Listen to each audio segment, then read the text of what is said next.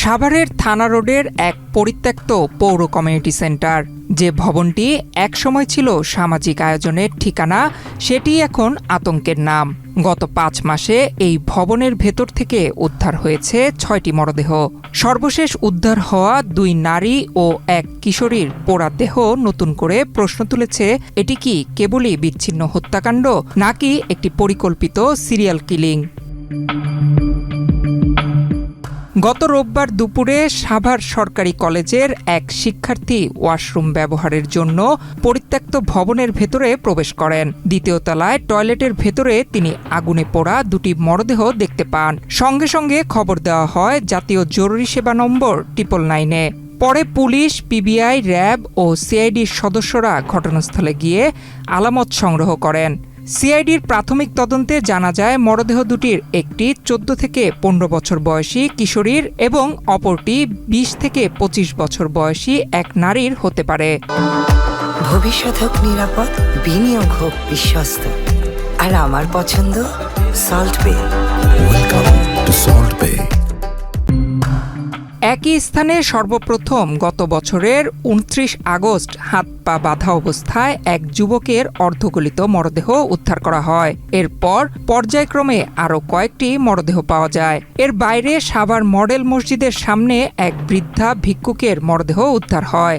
সব মিলিয়ে গত ৫ মাসে ৬টি মরদেহ উদ্ধারের ঘটনায় পুরো এলাকায় আতঙ্ক ছড়িয়ে পড়ে। গত 29/8/2024 খ্রিস্টাব্দ তারিখে 25 খ্রিস্টাব্দ তারিখে আমাদের পৌর কমিউনিটি সেন্টারে আমরা প্রথম একটি লাশ শনাক্ত করি এবং লাশটি ছিল পুরা লাশ। আমরা যখন পাই তখন তার মৃতদেহ প্রায় পুরা অবস্থায় ছিল। আপনারা সবাই সে বিষয়টি আপনারা জানেন। তার পরবর্তীতে আমরা 11/10/2025 তারিখে একই জায়গায় আমরা আরেকটি মৃতদেহ উদ্ধার করি। এই মৃতদেহটি একজন নারীর ছিল। এই নারীর বয়সও আনুমানিক 30 বছরের মতো ছিল।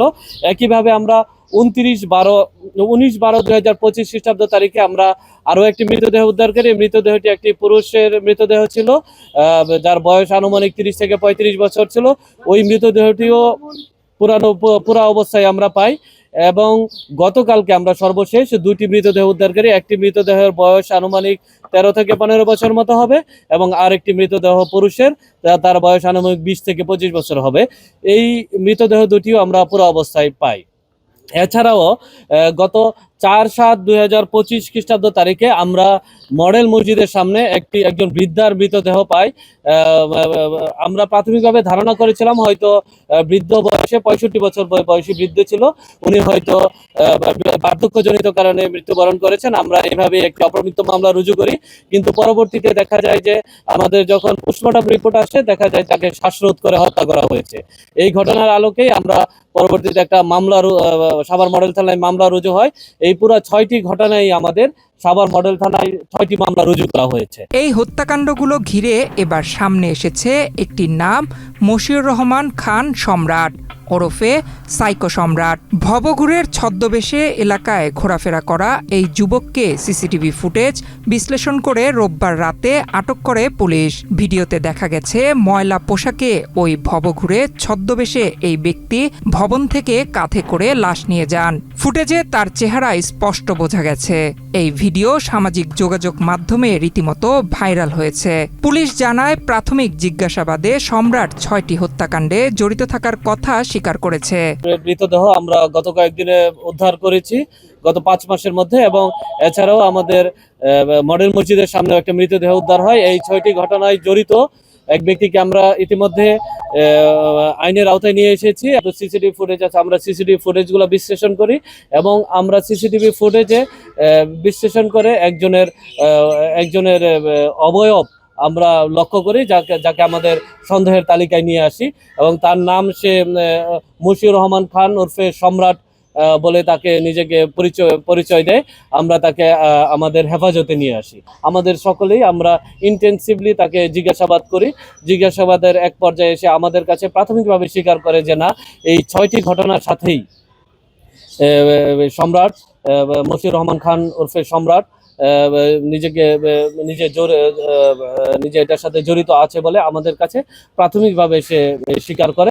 তদন্তে হত্যার আলামত হিসেবে উদ্ধার করা হয়েছে একটি মাফলার ও একটি লাইটার। পুলিশের ধারণা, প্রথমে শ্বাসরোধ করে হত্যার পর পরিচয় গোপন করতে মরদেহ আগুনে পুড়িয়ে দেওয়া হতো।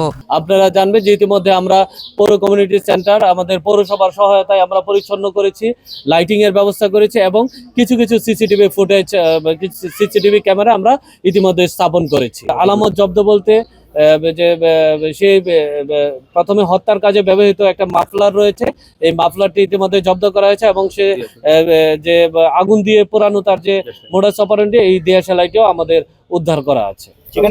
আসলে আমরা খুব অল্প সময় তাকে আমাদের হাতে পেয়েছি। যদি আমরা বিজ্ঞ আদালতে যেহেতু আমরা রিমান্ডের প্রেয়ার দিয়েছি। স্থানীয়দের অভিযোগ, সন্ধ্যা নামলেই পরিত্যক্ত ভবনটি মাদকসেবী ও অপরাধীদের নিরাপদ আশ্রয়ে পরিণত হতো। দীর্ঘ 1.5 যুগ ধরে মালিকানা জটিলতায় পড়ে থাকা ভবনটি কার্যত অপরাধের কেন্দ্রে পরিণত হয়েছে।